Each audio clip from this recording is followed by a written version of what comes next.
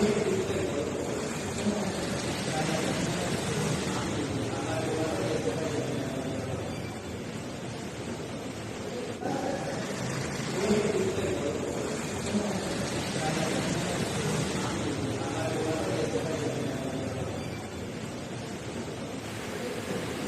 శుభోదయం. నేను మీ శ్రేయభిలాషి జేఎస్ బావజన్.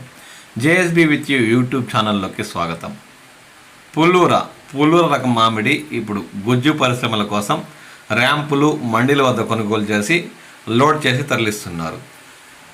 పుల్లూర రకం అయితే సీజన్ ప్రారంభంలో ఎగుమతి కోసం ఇతర రాష్ట్రాల వ్యాపారస్తులు చిత్తూరు జిల్లా పోల్చెల్ల మండలంలో ఎగుమతి కోసం 23,000 ధర కూడా పలికి కొనుగోలు చేసి నీట్గా ప్యాక్ చేసి ఇతర రాష్ట్రాలకు ఎగుమతి చేశారు. అదే పుల్లూర రకం ఇప్పుడు సగానికి సగం తగ్గి గుజ్జు పరిశ్రమల కోసం టన్ను మొదట్లో 10,000 వరకు కొనుగోలు చేశారని, ఇప్పుడు చివరికి చిత్తూరు జిల్లాలోని మామిడి మండీలు ర్యాంపుల వద్ద పుల్లూర రకం ప్రారంభపు ధర టన్ను గుజ్జు పరిశ్రమల కోసం 8,000 నుండి ప్రారంభించి అత్యధిక ధర 9,000 వరకు కొనుగోలు చేస్తున్నట్లు స్థానిక రైతులు పేర్కొంటున్నారు. ఇక తిరుపతి జిల్లా పాకాల మండలం దామల్చెరులోని మామిడి మండీల వద్ద పుల్లూర టన్ను 8,000కు గుజ్జు పరిశ్రమల కోసం స్థానిక మండీల నిర్వాహకులు కొనుగోలు చేస్తున్నారని రైతులు పేర్కొంటున్నారు. మొదట పుల్లూర రకం టన్ను గుజ్జు పరిశ్రమల కోసం 10,000కు కొనుగోలు చేశారని, ఇప్పుడు 8,000-9,000కు కొనుగోలు చేస్తున్నారని స్థానిక రైతులు పేర్కొంటున్నారు.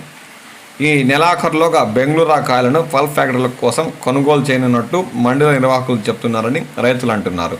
ఈ ధరపై అనిశ్చితి నెలకొని ఉండగా రకరకాల ఊహాగానాలు వినిపిస్తున్నాయని రైతులు పేర్కొంటున్నారు. కనీసం మందులు, రవాణా ఖర్చులు, కోత కూలీలైనా గిట్టుబాటు అవుతాయా అన్న అనుమానం రైతుల్లో నెలకొందని వారు తీవ్రంగా ఆందోళన వ్యక్తం చేస్తున్నారు. దీనిపై రాష్ట్ర ప్రభుత్వం ఇప్పుడే స్పందించి రైతులకు గిట్టుబాటు ధరలు లభించేలా చూడాలని ఈ సందర్భంగా వారు ప్రభుత్వాన్ని కోరుతున్నారు.